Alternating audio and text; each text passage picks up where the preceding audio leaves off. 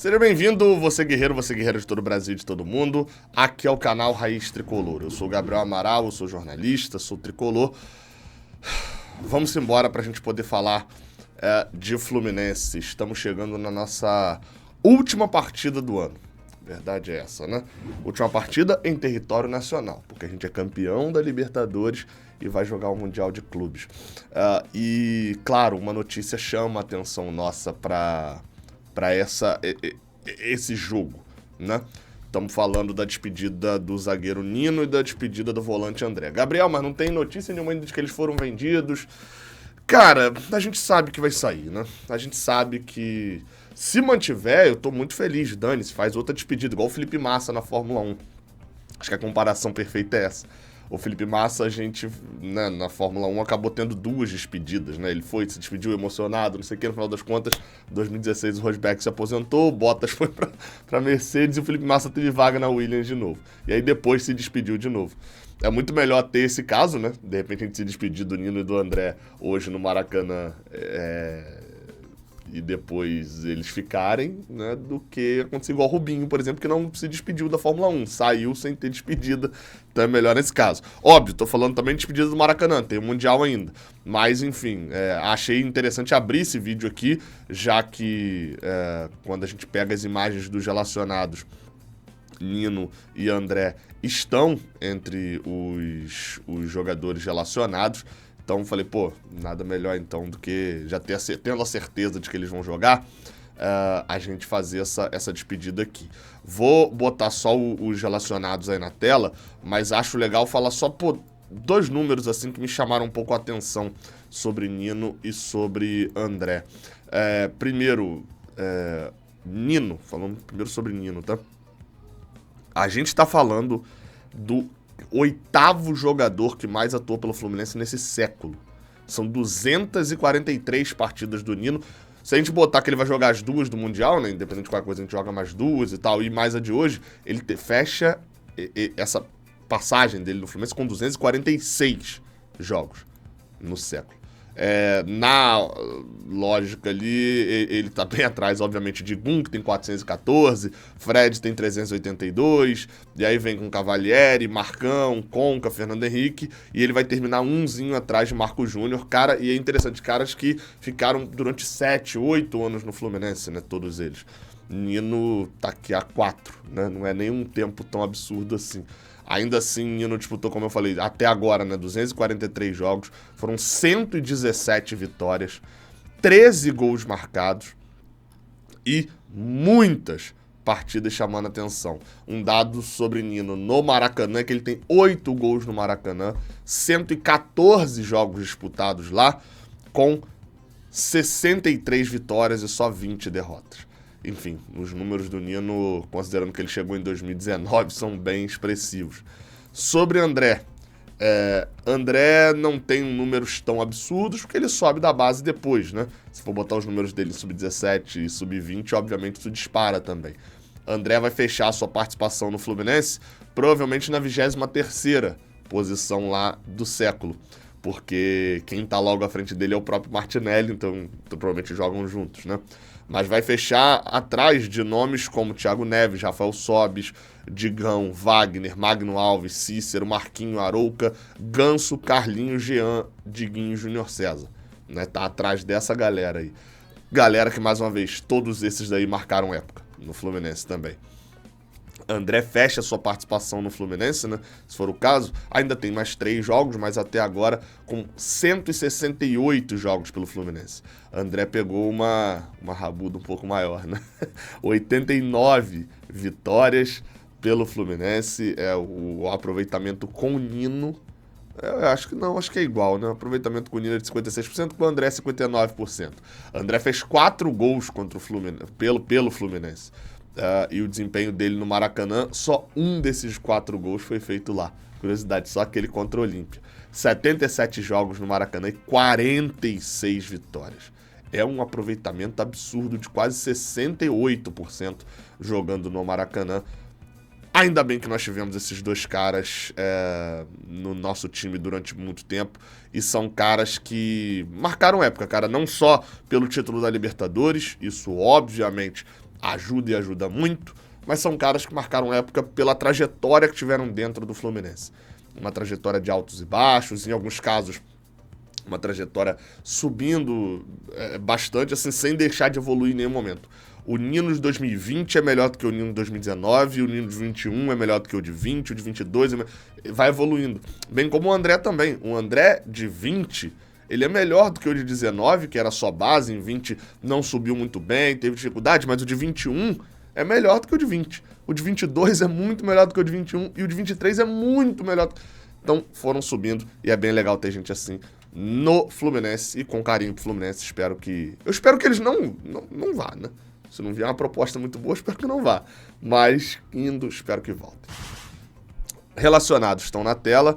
Fábio, Pedro Rangel e Vitor Eudes. Como vocês já sabem, só podem ir 23 desses 25 jogadores que estão aí. Então 2 são cortados. Um sempre é o Vitor Eudes, né? O Fluminense só relaciona pro caso, por exemplo, do Fábio passar mal antes do jogo e tal, já ter ali o goleiro no Maracanã. E o outro, enfim, vamos ver quem vai ser o outro cortado.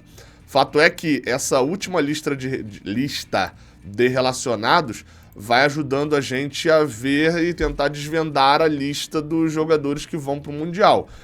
Dessa lista de jogadores que estão por aí, 25, você tem que manter os 3 goleiros, 2 jogadores serão cortados.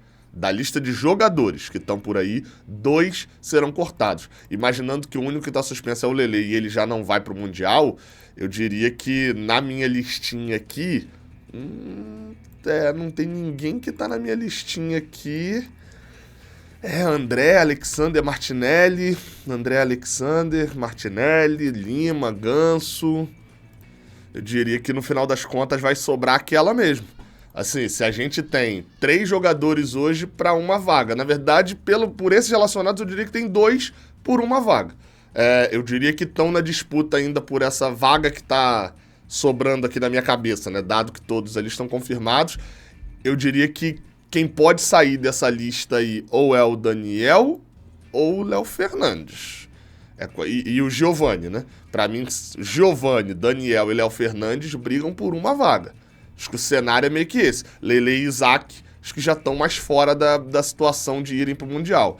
Então acho eu que a lista do Mundial é Fábio, Pedro Rangel e Vitor Eudes, tem que ir 3 goleiros, Samuel Xavier, Guga, Marcelo e Diogo Barbosa, Nino, Felipe Melo, Marlon, David Braz, Thiago Santos, André, Alexander, Martinelli, Lima, Ganso, Johnny Gonzalez, Keno, Arias, John Kennedy, Germancano e Léo Fernandes, Daniel ou Giovani. Um dos 3 vai. E aí, quem que será que vai? Dá teu palpite, hein? Aqui embaixo. Para fechar esse vídeo, renovação de David Braz. Uma matéria publicada no GE. Globo pelo Marcelo Neves é de que, com a opção de estender o contrato, David Braz deve seguir no Fluminense até o final de 2024. Segundo a matéria, David Braz tem contrato com o Fluminense até o final de junho de 2024, até o meio do ano. E que na renovação que aconteceu em dezembro do ano passado, o Fluminense colocou uma opção de extensão por mais 1 ano de contrato, ou seja, até junho de 2025. E o rendimento de David Braz, segundo Marcelo Neves, é elogiado internamente. Enfim, então a postura dele também junto ao elenco e tal, então por isso essa cláusula de renovação deve ser ativada, só que até o final de 2024.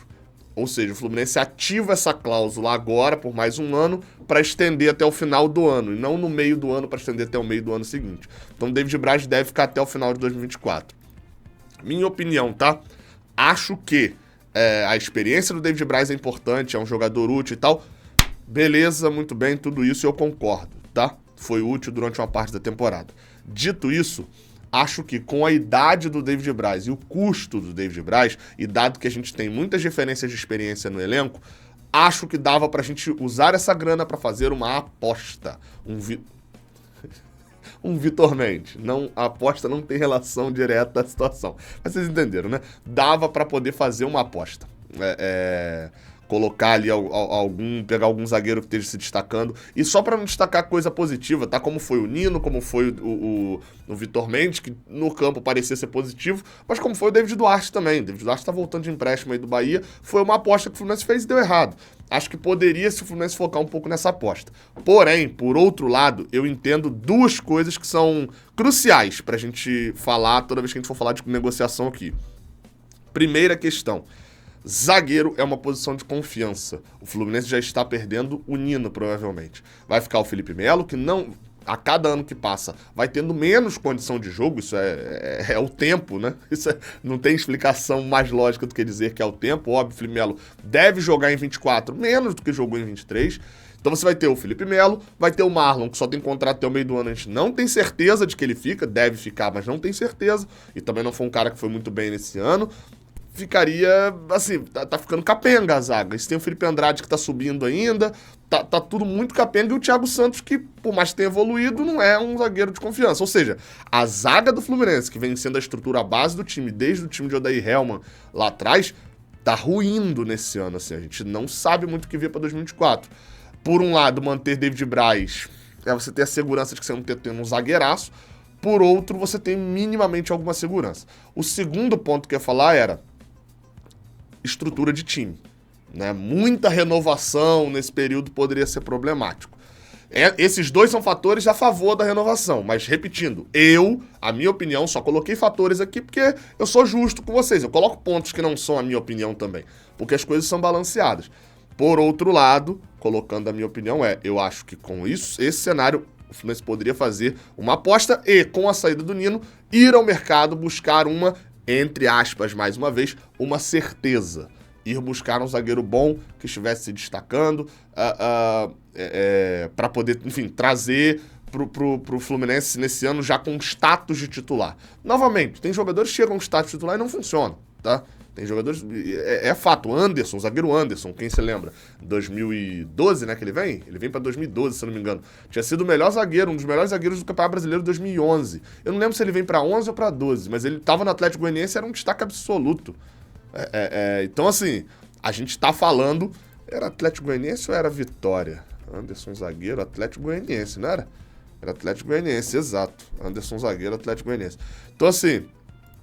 Era um dos principais zagueiros ali do Campeonato Brasileiro de 2011. E não funcionou tanto no Fluminense. Então, tem que ter esse balanço, tem que ter esse entendimento, nada tão preto no branco. Mas, David Braz deve renovar. Independente da minha opinião ou da sua, o cenário, segundo Marcelo Neves, é esse. Beleza? Hoje à noite tem Fluminense e Grêmio. Tamo junto, até a próxima. Valeu!